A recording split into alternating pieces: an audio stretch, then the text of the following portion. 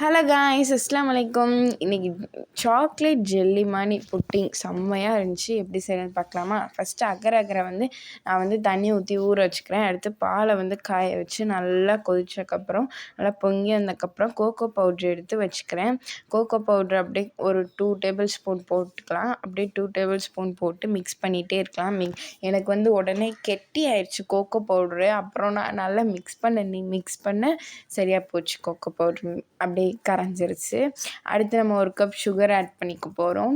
Sugar உங்களுக்கு ஏற்றாப்புல add பண்ணிக்கோங்க. நான் 2 பால் பாக்கெட் எடுத்திருக்கேன், 10 ரூபா பால் பாக்கெட்டு.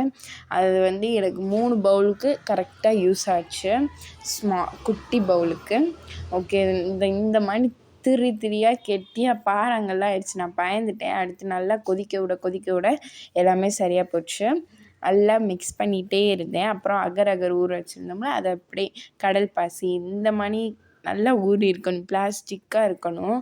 இது அப்படியே போட்டுடலாம். போட்டக்கப்புறம் மெல்ட் ஆக மாட்டேன்ருச்சு. கொடுமைடா சாமி. என்ன பண்ணிடுங்க தெரியுமா? இனிமேட்டு யார் சொல்கிறாங்களும் இப்படிலாம் பண்ணாதீங்க. மெல்ட்டே ஆக மாட்டேன்ருச்சு. என் சட்டி பிடிக்க ஆரம்பிச்சிருச்சு.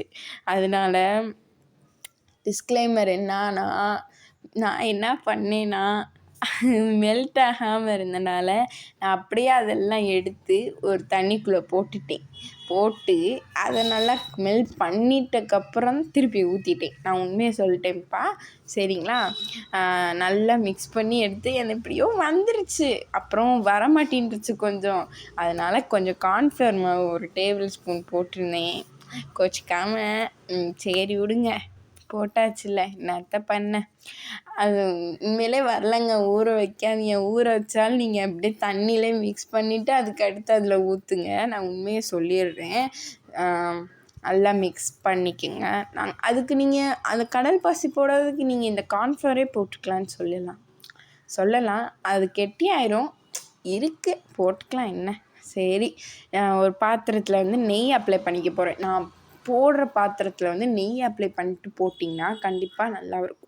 அது ஒட்டாமல் வரும். அதனால நெய் ஆட் பண்ணி போட்டுக்கிறேன். நெய் ஆட் பண்ணி போட்டுட்டு நீங்கள் எடுத்து சாப்பிட்றப்ப செம்மையாக இருக்கும். சப்ஸ்கிரைப் பண்ணிடுங்க. இவ்வளோ தூரம் பார்த்துட்டீங்க, இதுக்கு மேலே என்னத்துங்க? சப்ஸ்கிரைப் மட்டும் பண்ணிடுங்க, நல்லா இருப்பீங்க. கொஞ்சம் சப்ஸ்கிரைப் பண்ணிடுங்க ஃப்ரெண்ட்ஸ். ஏன்னா சப்ஸ்கிரைபர்ஸே இல்லை, வீடியோ நிறையா போட்டு வேஸ்ட்டாக போகுது, கவலையாக இருக்குது. ஓகே, இந்த ரம்லானுக்கு ட்ரை பண்ணிவிட்டு சப்ஸ்கிரைப் பண்ணிடுங்க. கண்டிப்பாக ட்ரை பண்ணிடுவீங்கள்ல? ஓகே, லைக்கும் பண்ணிடுங்க. ஓகே, பாய்.